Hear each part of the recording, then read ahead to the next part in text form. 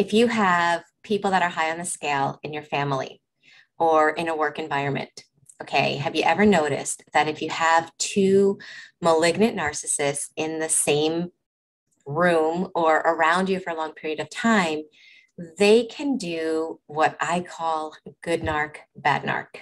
In other words, when one is really exhibiting negative traits, the other one kind of goes to the other polarized side of that person and is kind of like the nice narc.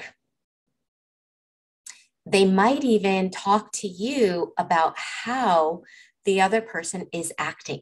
And when they do this, this is really, really confusing to especially family members, because the danger is that you start thinking, oh, so-and-so sees the narcissism or the negative traits in the other. That means they must be able to understand me when I say that about them. And that's where things get a little muddy. So let's dive into this topic to really understand it. For those that don't know me, my name is Michele. I'm a certified life and relationship coach. I specialize in helping people overcome complex PTSD, narcissistic abuse, and childhood trauma. I'm also the founder of the Thriver School of Transformation, which is a monthly membership where we meet live on Zoom every week and we do the inner work to work through the side effects of these things together. A new month has started with a new theme of shadow work, so I'll leave the link there for anyone that's interested in joining. Okay, so good narc, bad narc. If one narcissist in the family, let's put it into family dynamics, because this is probably where it's most confusing for family members that are not high on that scale. Let's say a parent and actually, let's say two parents. One is a covert narcissist, one is an overt narcissist. When one parent is really acting up, where one parent is really exhibiting negative traits, really narcissistic traits, the other parent becomes your ally. Okay, imagine a child or a teenager. Now the parent that's the ally is really seeing the bad in the other parent. They might even defend you.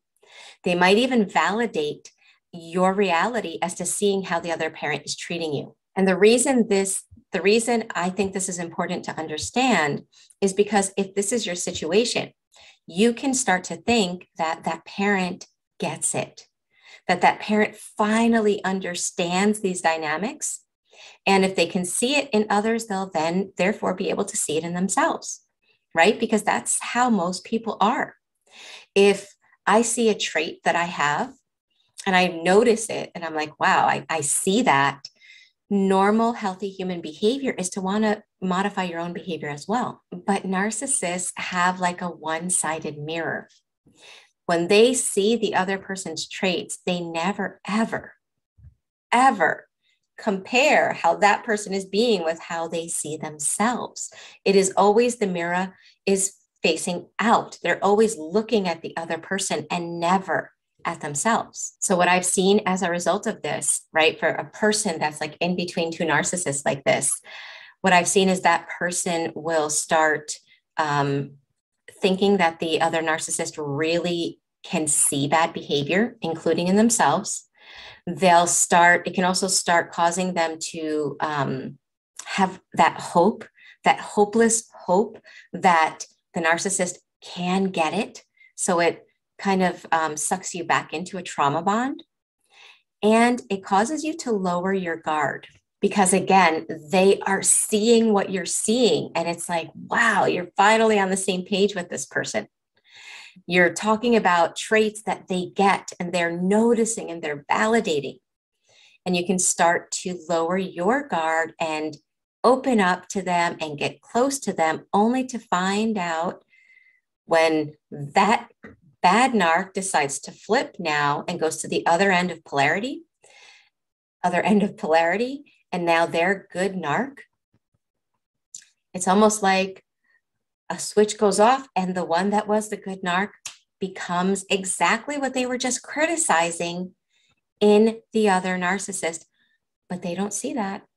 They don't see that in themselves. So my point is, if you are in a situation where you have to have these personalities around you, right, for whatever reason, And you notice that one day this person seems absolutely amazing and they're playing good narc, right? And they're validating and they're identifying and they're noticing and they're pointing out things that are bad and unhealthy in others that they themselves do. Label that as, oh, so-and-so is being good narc today. So that when you label it, you don't get sucked into believing it. You don't get sucked into the mirage once again. And then when they switch to being bad narc, it no longer will have the effect of pulling that rug out from underneath you and making you feel crazy. Because the parts that start feeling crazy is because you start to believe that this person can self-reflect, that this person can identify bad behavior, including in themselves, that this person is changing.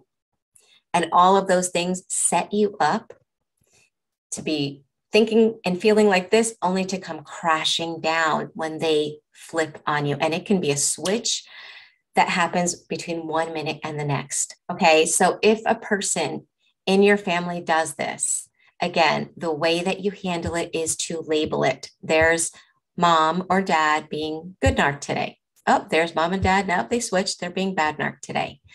By identifying it, you become the witness to what they're doing instead of getting sucked into their drama vortex. Bottom line is narcissists can identify negative traits. Yes, they just never, ever self-reflect and will own those traits in themselves genuinely.